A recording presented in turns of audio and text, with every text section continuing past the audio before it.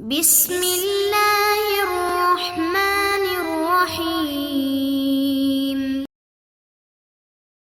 السلام علیکم ورحمۃ اللہ وبرکاتہ۔ بسم اللہ الرحمن الرحیم۔ عزیز طلبہ، امید ہے آپ سب خیریت سے ہوں گے۔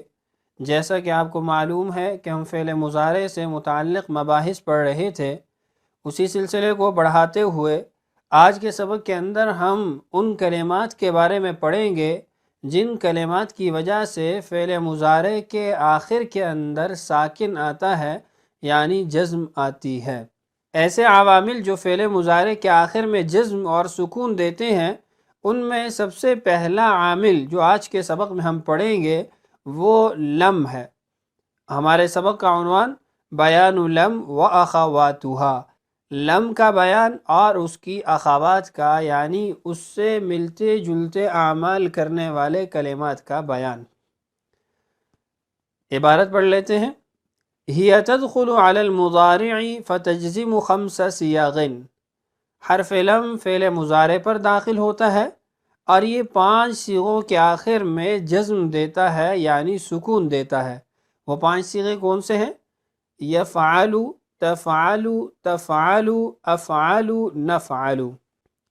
جب بھی ان 5 صیغوں سے پہلے حرف لم آئے گا تو ان کے آخر میں جو پیش کی حرکت ہے وہ ختم ہو جائے گی اور اس کی جگہ پر جزم یعنی سکون آ جائے گا۔ مثال کے طور پہ یفعل ہے، اگر ہم اس سے پہلے لم لگا دیں تو یہ لم یفعل بن جائے گا۔ اسی طریقے سے لم تفعل، لم تفعل، لم افعل، لم نفعل۔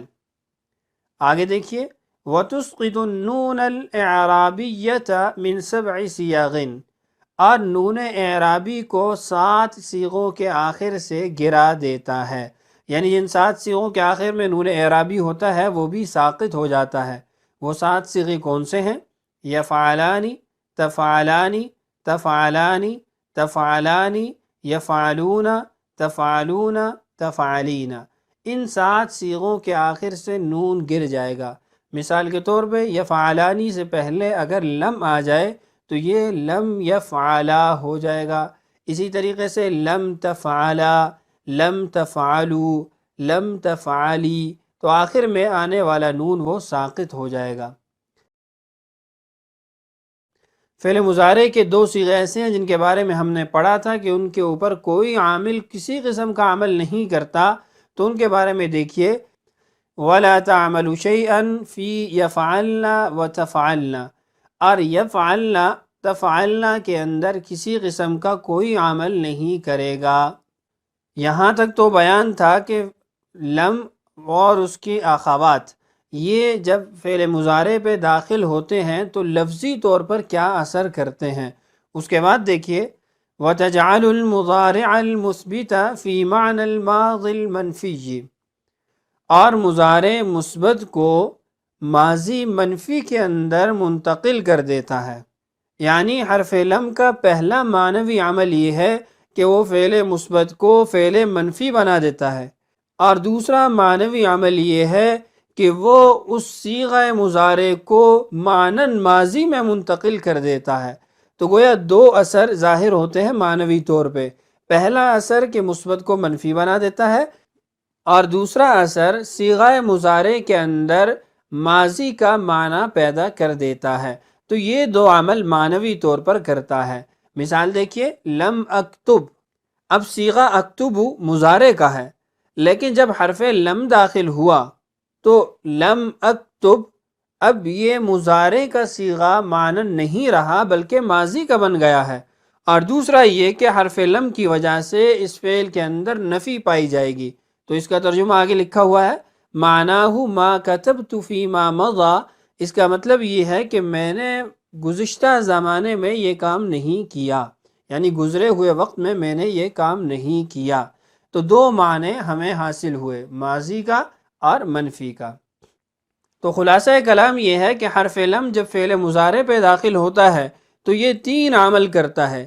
ایک عمل یہ لفظاً کرتا ہے اور 2 عمل یہ معنن کرتا ہے۔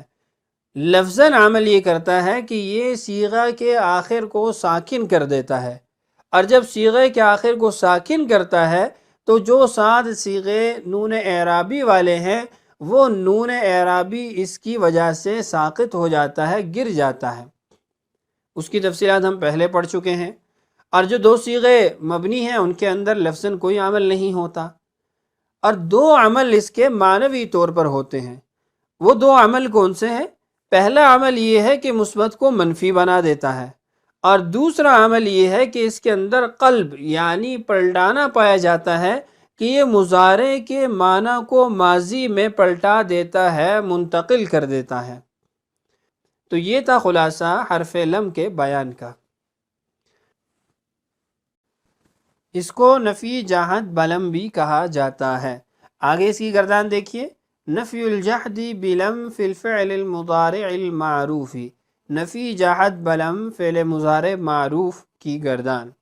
میں گردان پڑھ دیتا ہوں، لم یفعل، لم یفعلا، لم یفعلوا، لم تفعل، لم تفعلا، لم یفعلنا، لم تفعل، لم تفعلا، لم تفعلوا، لم تفعلی، لم تفعلا، لم تفعلنا، لم افعل، لم نفعل۔ اس کا ترجمہ یوں ہوگا، لم یفعل اس نے نہیں کیا، لم یفعلا ان 2 نے نہیں کیا، لم یفعلوا ان سب نے نہیں کیا۔ اسی طریقے سے آپ مکمل گردان کا ترجمہ فعل ماضی کے ساتھ اور نفی کے ساتھ کریں گے۔ مجہول کی گردان بھی ایسے ہی پڑھی جائے گی، نفی الجحد بلم فی المضارع المجہول، نفی جحد بلم مضارع مجہول۔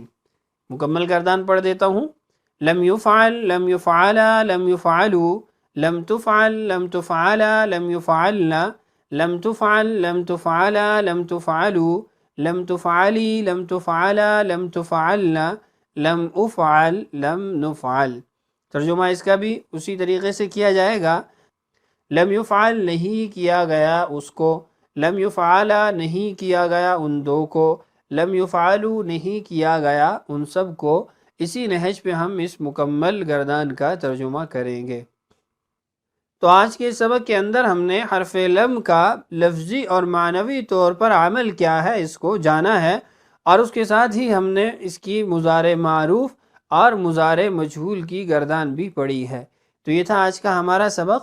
امید ہے آج کا سبق آپ کو اچھے طریقے سے سمجھ آیا ہوگا۔ بقیہ کلمات جو فعل مضارع کے آخر کو جزم دیتے ہیں، جن کو اخوات لم کہا جاتا ہے، وہ ہم انشاءاللہ اگلے سبق کے اندر پڑھیں گے۔ اللہ تعالیٰ سے دعا ہے اللہ تعالیٰ ہمارے لیے ان اسباق کا سمجھنا اور سمجھانا آسان کرے۔ اللہ تعالیٰ ہم سب کا حامی و ناصر ہو۔ السلام علیکم ورحمۃ اللہ وبرکاتہ۔